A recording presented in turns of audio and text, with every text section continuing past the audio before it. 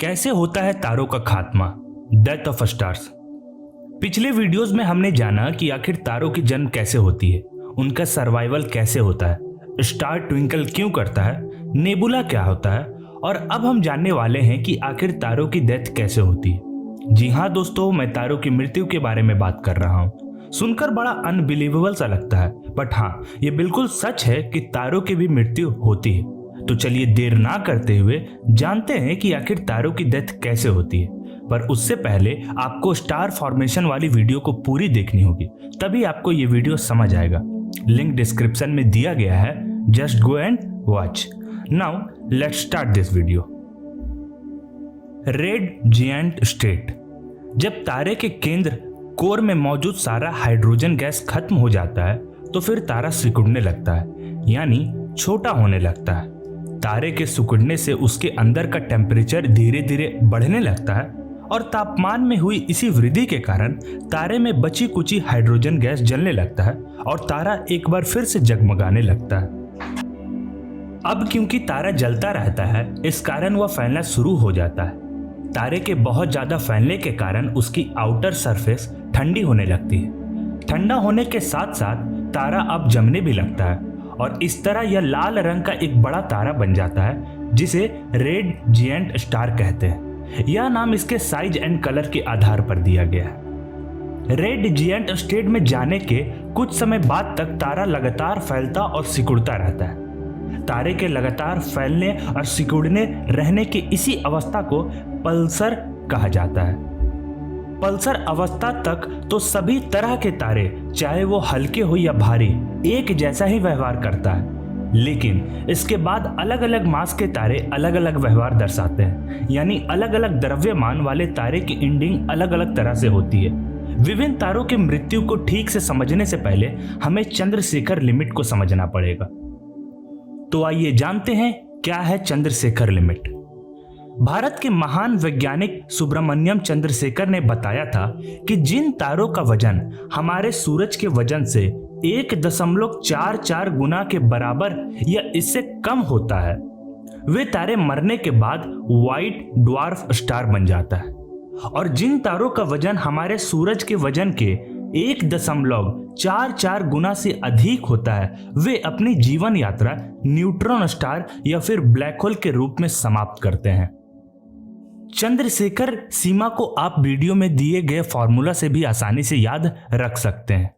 दोस्तों, जिस तरह माना जाता है कि इंसान मरने के बाद या तो भूत बनता है या फिर देवता, ठीक इसी तरह तारों में भी होता है। कोई तारा मरने के बाद क्या बनेगा, यह हम चंद्रशेखर लिमिट बताती है, लेकिन ये लिमिट हमें तारों की मौत से रेलिवेंट सारी जानकारी नहीं उपलब्ध कराती है। तो चलिए जानते हैं कि अलग अलग मास के तारे किस तरह से मरते हैं।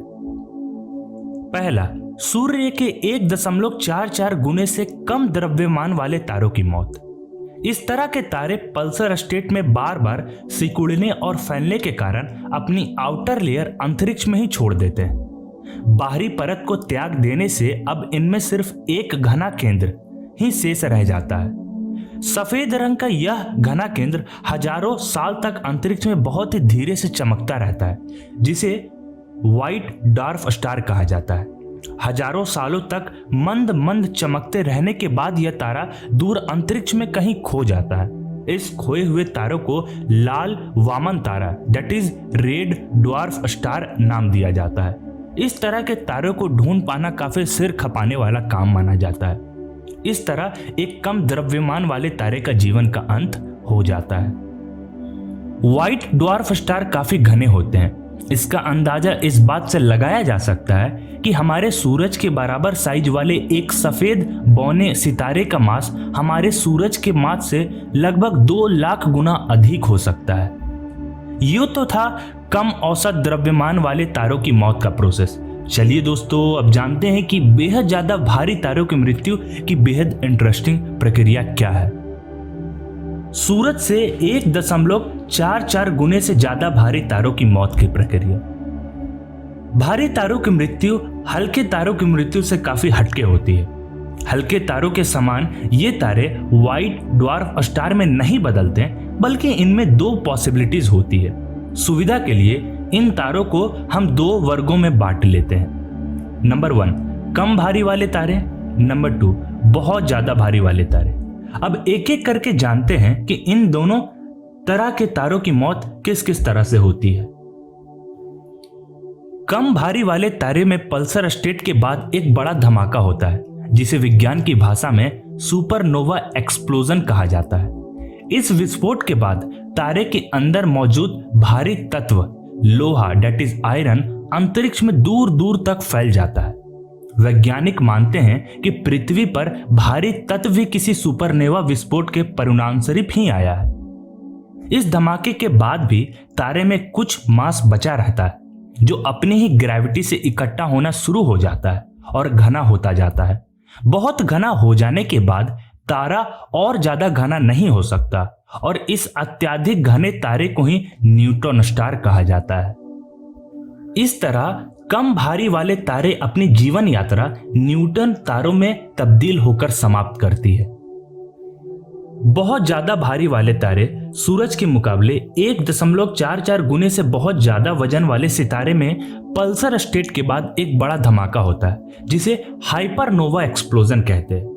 हाइपरनोवा विस्फोट सुपरनोवा विस्फोट के मुकाबले कई ज्यादा खतरनाक माना जाता है।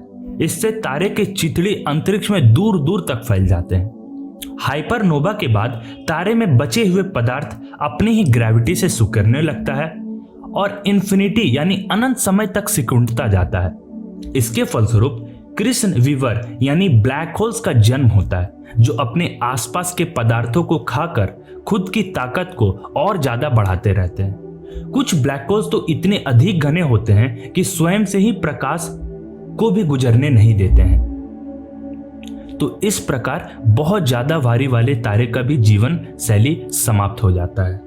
तो चलिए दोस्तों, वीडियो का अंत करते हैं। उम्मीद है आपको फॉर्मेशन ऑफ स्टार्स और डेथ ऑफ स्टार्स को अच्छे से समझ गए होंगे। यदि आपको ये वीडियो इंटरेस्टिंग लगी है then please like the video, do subscribe the channel and do not forget to press the bell icon. Thank you.